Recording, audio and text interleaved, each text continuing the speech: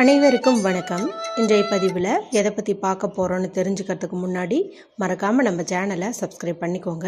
கூடவே பெல் பட்டனையும் கிளிக் பண்ணி ஆளுங்கிற ஆப்ஷனை கொடுத்துட்டிங்கன்னா நான் போடுற வீடியோ எல்லாமே மிஸ் ஆகாமல் நோட்டிஃபிகேஷனில் வரும். மார்ச் மாதத்தோட தேய்பிறை பஞ்சமி எந்த நாளில் வருது, எந்த நேரத்தில் வருது, எப்போ நம்ம பூஜை செய்யணும், எந்த மாதிரி தீபம் ஏற்றணும் அப்படிங்கிறத குறித்து ஒரு வீடியோ போட்டிருக்கிறேங்க. நேற்றே போட்டாச்சு. இது வரைக்கும் பார்க்காம இருந்தீங்கன்னா பார்த்து வச்சுக்கோங்க. இந்த முறை நமக்கு 2 நாளில் தேய்பிறை பஞ்சமி திதி இருக்குது.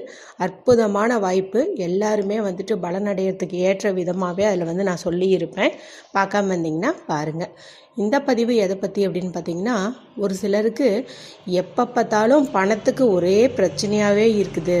இது ஒன்றுமே முடியல, எங்களால் கையில் காசு நிற்கவும் மாட்டேங்குது, சம்பளத்துக்கு மீறி செலவாகுது, இப்போ கடன் பிரச்சனையும் இருக்கிறதுனால சம்பளம் வாங்கினதையும் கடன் அடைக்கிறதா இல்லை குடும்பத்தை ரன் பண்ணுறதா.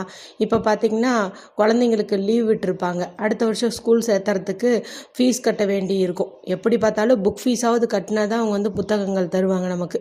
இதுபோல் ஒரு இக்கட்டான பண பிரச்சனையில் மாட்டிக்கிட்டு இருக்கிறீங்க. பணம் எனக்கு தேவைப்படுது, உடனடியாக தேவைப்படுது, இப்போவே தேவைப்படுது அப்படின்ட்டுலாம் ஒரு சிலர் நினச்சிட்ருப்பீங்க. இன்னும் ஒரு சிலர் பார்த்திங்கன்னா, பணம் சேர்வதற்கு நாங்கள் நிறைய பரிகாரம் வழிபாடு எல்லாம் செஞ்சுட்டோம், கையில் வருது ஆனால் தங்க மாட்டேங்குது அப்படின்னு சொல்லிட்டு நினைப்பீங்க.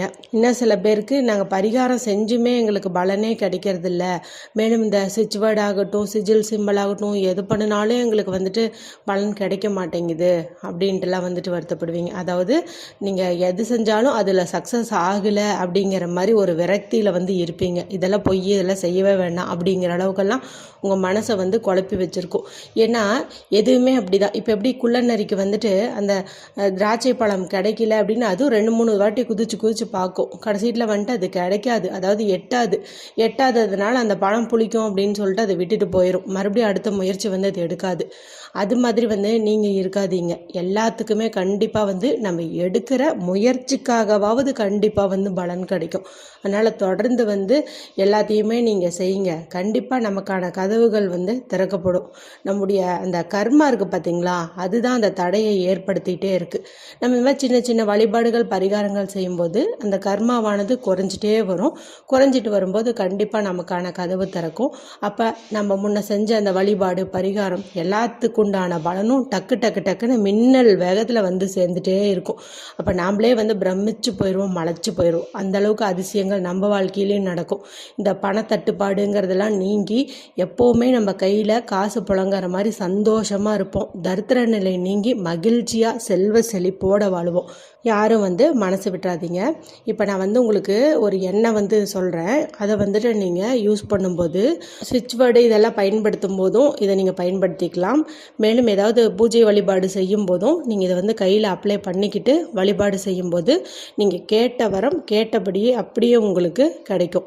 இப்போ நான் சில ஸ்விட்ச் வேர்டும் சிஜில் சிம்பிளும் வரையும் போது கையில் இதை அப்ளை பண்ணிக்கோங்க அப்படின்லாம் சொல்லுவேன் இல்லையா. பர்ஃப்யூம் இது மாதிரி ஏதாவது அப்ளை பண்ணிக்கோங்க, அந்த இடம் வாசமாக இருக்கும்போது அதுக்கு நல்ல ஒரு எஃபெக்ட் கிடைக்கும் அப்படின்னு சொல்லுவேன் இல்லையா. அப்போ அந்த நறுமணம் அப்படிங்கிறதுக்கும் லக்ஷ்மி கடாட்சத்திற்கும் நிறைய தொடர்பு உண்டு. அதுக்காக தான் அந்த மாதிரி பண்ணுறது. நமக்கு பண தேவை பூர்த்தி ஆகணும் அப்படின்னாவே மகாலட்சுமியோட பரிபூர்ண அருள் வேணும். மகாலட்சுமியின் பரிபூர்ண அருள் இருக்கும்போது சுக்கிர பகவானுடைய அருளும் பரிபூர்ணமாக வந்துடும். ஏன்னா அவங்க தான் ஹெட்டு. சுக்கிர பகவானுடைய அதிதேவதை தான் பார்த்திங்கன்னா மகாலட்சுமி தாயார். மகாலட்சுமி தாயாரையே நம்ம வசம் பண்ணிட்டோம் அப்படிங்கும்போது சுக்கிர பகவானும் தன்னை போல் நம்மோடம் சேர்ந்துருவார். அதனால் நான் சொல்கிற மாதிரி உன்னை ரெடி பண்ணி வச்சுக்கோங்க.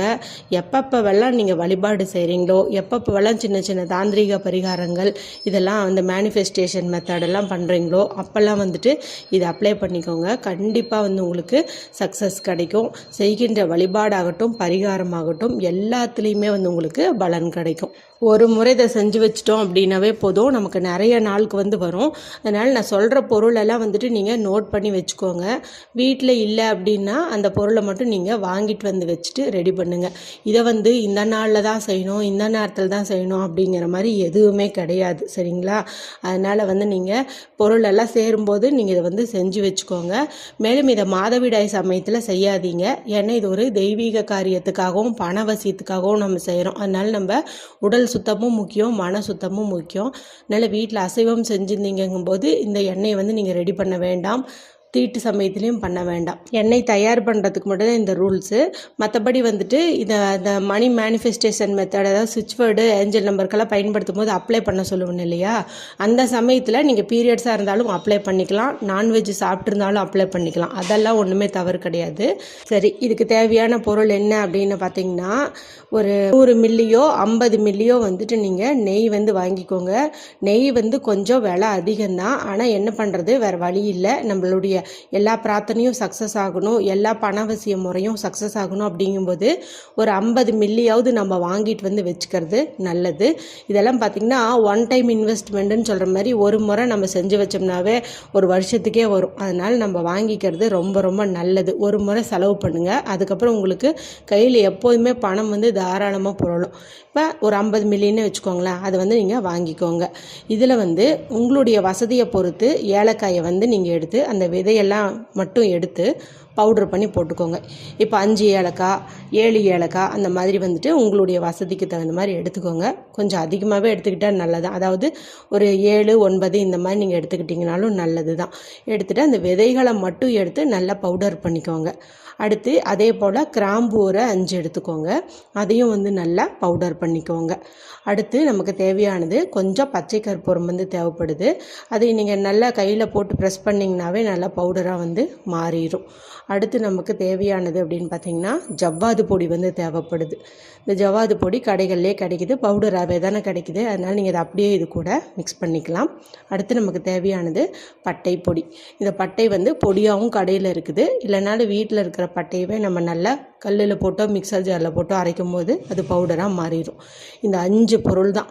இந்த 5 பொருளுமே பார்த்திங்கன்னா மகாலட்சுமி தாயாருக்கு மிகவும் பிரியமான பொருள் அப்படின்னு சொல்லலாம். மேலும் பணவசியத்தை ஈர்த்து தரக்கூடிய பொருள் அப்படின்னே சொல்லலாம். இதனுடைய அளவு எண்ணிக்கை அப்படிங்கிறதெல்லாம் உங்களுடைய வசதியை பொறுத்து கூட குறைச்சி நீங்கள் சேர்த்துக்கோங்க. இப்போ மேலே சொன்னதுக்கெல்லாம் உங்கள் வீட்டில் பவுடராகவே வச்சுருந்தீங்கன்னாலும் அதையும் கூட நீங்கள் சேர்த்துக்கலாம். ஏன்னா நம்ம இது மாதிரி ஃப்ரெஷ்ஷாக பவுடர் பண்ணும்போது இன்னும் கொஞ்சம் நல்லா இருக்கும் அந்த நறுமணம். அதுக்காக தான் நான் தனியாக எடுத்து அரைச்சிக்க சொன்னேன். அவ்வளோவே தான். இதெல்லாம் வந்துட்டு எடுத்துக்கோங்க. எடுத்துகிட்டு இப்போ வந்துட்டு அந்த நெய் இருக்கு இல்லையா, அந்த நெய்க்குள்ளே இது எல்லாத்தையுமே வந்து அப்படி கொட்டிடுங்க. கொட்டிட்டு நல்லா வந்து மிக்ஸ் பண்ணிட்டுருங்க. மிக்ஸ் பண்ணிவிட்டு ஒரு வெள்ளிக்கிழமை நாளாக பார்த்தோ, இல்லை எந்த நாளில் உங்களுக்கு வீட்டில் தீபம் ஏற்றி வழிபாடு செய்யும் பழக்கம் இருக்கோ அந்த நாளில் சாமி படத்தை முன்னாடி இந்த நெய்யை நீங்கள் வச்சுட்டு முழுமுதற் கடவுளான விநாயகரை முதல்ல வேண்டிக்கோங்க. அடுத்தது உங்களுடைய குலதெய்வத்தை வேண்டிக்கோங்க. அடுத்து மகாலட்சுமி தாயாரையும் சுக்கிர பகவானையும் வேண்டிக்கோங்க. இனிமேல் எங்கள் வாழ்க்கையில் வறுமைன்னு ஒன்று வரவே கூடாது, பணம் இல்லைங்கிற நிலைமை வரவே கூடாது, எப்போதும் வற்றாத செல்வம் பெருகிட்டே இருக்கணும், வீட்டிலேருந்து பணம் வெளியில் போனாலும் அதாவது செலவானாலும் திரும்ப 2 மடங்காக எங்ககிட்ட வந்து சேரணும், பணம் இல்லைங்கிற ஒரு பேச்சே இருக்கக்கூடாது, பணம் மென்மேலும் சேர்ந்துக்கிட்டே இருக்கணும் அப்படின்னு சொல்லி ஆத்மார்த்தமாக மன உறுதியோட நம்பிக்கையோடு வந்து வேண்டிக்கோங்க. வேண்டிக்கிட்டு ஓம் ஸ்ரீம் ஸ்ரீயை நமக அப்படிங்கிற மகாலட்சுமி தாயாருடைய பீஜ மந்திரம் கலந்த இந்த மந்திரத்தை நீங்கள் 108 முறை வந்து சொல்லுங்கள். நீங்கள் மந்திரங்கள் சொல்ல சொல்ல தான் உங்களுக்கு அந்த நெய்யில் வந்து இந்த பவர் வந்து இறங்கும். அதனால் நீங்கள் 108 முறை வந்து சொல்லுங்கள். இந்த நெய்யை வந்து அப்படியே ஓப்பன்லேயே வச்சுட்டே சொல்லுங்கள். மேலும் இந்த பூஜையை செய்யும்போது ஊதுபத்தி சாம்பிராணி இதெல்லாம் நீங்கள் போட்டு பூஜை அறையில் நிறையா மல்லிகை பூக்கள் இதெல்லாம் நீங்கள் வச்சு செய்கிறது ரொம்ப ரொம்ப நல்லது. ஏன்னா அப்போ தான் ரொம்ப பாசிட்டிவ் எனர்ஜி கிடைக்கும். அந்த பாசிட்டிவ் எனர்ஜி எல்லாமே இந்த எண்ணெய்க்குள்ளரையும் வந்து இறங்கும். அடுத்து ஸ்ரீம் கும் குபேராய நமக அப்படிங்கிற குபேரர் மந்திரத்தை சொல்லுங்கள். சுக்கிர பகவானுடைய காயத்ரி மந்திரம் வந்து சொல்லுங்கள். உங்களுக்கு என்னென்னவெல்லாம் தெரியுமோ அதெல்லாம் வந்துட்டு சொல்லிவிடுங்க. ஒரு நிமிடம் அப்படியே மனதார வந்து வேண்டிட்டு இந்த நெய்யை வந்து நல்லா டைட்டாக க்ளோஸ் பண்ணி வச்சுக்கோங்க. இதில் வந்து துளியுண்டு உங்களால் பூஜைக்கு எண்ணெய் பயன்படுத்துவீங்க இல்லையா, அதில் கொஞ்சம் கலந்துக்கிற மாதிரி இருந்தால் லைட்டாக ஒரு 2-3 ட்ராப் அதில் கலந்துக்கோங்க. எண்ணெய் இப்போ விளக்கு ஏற்றும் போது இந்த பவர்ஃபுல்லான எண்ணெயும் அதில் கலந்து நம்ம ஏற்றும் போது இன்னும் பலன் கிடைக்கும். ஒரு 2-3 சொட்டு அதில் வந்து சேர்த்துக்கோங்க. மீதியெல்லாம் வந்துட்டு நீங்கள் பூஜை அறையில் வைக்கிறத விட வேற எங்கேயாவது தனியாக வச்சுக்கிட்டீங்கன்னாலும் நல்லது தான். ஏன்னா பீரியட்ஸ் டைமில் வேறு ஏதாவது சுவிட்ச் வேர்டு சொல்கிறோம் அது இதுன்னு சொல்கிறவங்க போது நம்ம அங்கே போய் எடுக்க முடியாது. அதனால் வெளியில் கூட நீங்கள் எங்கேயாச்சும் தனியாக வச்சுக்கலாம். இது உங்களுடைய விருப்பம். எப்போவெல்லாம் வந்து பூஜை செய்யும்போது ஏதாவது முக்கியமான வேண்டுதல் வேண்டுறீங்களோ அந்த சமயத்துலலாம் இதில் ஒரு 2 சொட்டு எடுத்து உங்களுடைய 2 உள்ளங்கையிலையும் நல்லா வந்து அப்ளை பண்ணிக்கிட்டு வேண்ட ஆரம்பிங்க. கண்டிப்பாக வந்து கிடைக்கும். மேலும் இந்த சுவிட்ச் வேர்டு எழுதுறது சிஜில் சிம்பல் வரைகிறது, மணி மேனிஃபெஸ்டேஷன் டெக்னிக் ஏதாவது செய்கிறீங்க அப்படிங்கும்போதெல்லாம் கையில் வந்துட்டு இதை அப்ளை பண்ணிக்கிட்டு அதன் பிறகு அந்த நம்பரை எழுதுறது, சிம்பல் வரைகிறது இதெல்லாம் பண்ணும்போது உங்களுக்கு நல்ல பலன் கிடைக்கும். ஏன்னா மகாலட்சுமி தாயாருக்கு பிடித்த பொருட்களை, பணவசியம் தரும் பொருட்களை அவங்களுக்கு மிக பிடித்த நெய்யில் கலந்துருக்கும். அதனால் ரொம்ப ரொம்ப சிறப்பு. இதை நீங்கள் ஒரு முறை ரெடி பண்ணி வச்சிட்டிங்கனாவே கிட்டத்தட்ட உங்களுக்கு 1 வருஷத்துக்கு கூட வரும். அதனால் வந்துட்டு எல்லாருமே இதை செஞ்சு வைங்க. இதை அப்ளை பண்ணதுக்கப்புறம் நீங்களே உங்களுடைய கையை முகர்ந்து பாருங்களேன், எப்படி ஒரு லக்ஷ்மி கடாட்சமாக மனமாக இருக்குன்ட்டு. உங்களுக்கே பிடிக்கும் அப்படிங்கும்போது மகாலட்சுமி தாயாருக்கு பிடிக்காதா என்ன? நம்பிக்கையோடு செய்யுங்க, கண்டிப்பாக நல்ல ரிசல்ட் கிடைக்கும். இந்த வீடியோ உங்களுக்கு பிடிச்சிருந்துச்சுன்னா மற்றவங்களோட ஷேர் பண்ணிக்கோங்க, லைக் பண்ணுங்கள், கமெண்ட் பண்ணுங்கள். மற்றும் ஒரு பயனுள்ள பதிவில் உங்களை சந்திக்கிறேன். நன்றி, வணக்கம்.